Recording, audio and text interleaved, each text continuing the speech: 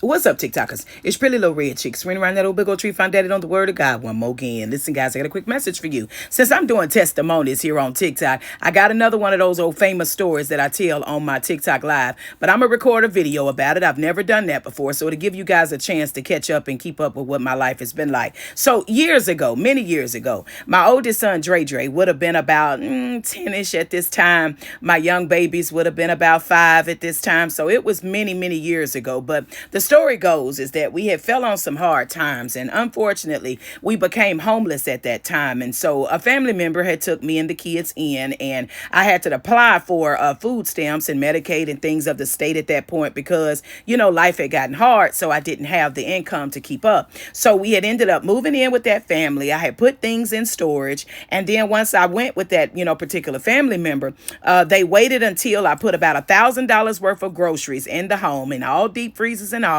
And then they kicked us out the same day. But it was the way that they did it. They were picking up our totes and throwing them out in the yard. It was raining. Me and my son Dre at the time was picking up the totes and trying to put them in the van to hurry up and get off of their property because they were rushing us off like we were some devils on their property. And so it was very hurtful. But God is still good, because even during that time, me and my kids were still singing gospel songs and praising God even through that tribulation and hard time. So from there, at that house when they put us out, I ended up going to an empty parking lot. And from there, I found some different shelters in the area. So God had definitely had me placed in one for a reason. So once the lady came and picked us up from there and led us to the house, I followed her in my truck. And when we got there, I noticed that they had gave me a room for me and my kids. They were supposed to help us get back on our feet. So it looked like a great situation. But once I got in that place, I noticed that they were mistreating the women there. They were taking their money, taking the food stamp cards, the Medicaid cards, just a lot of evil stuff.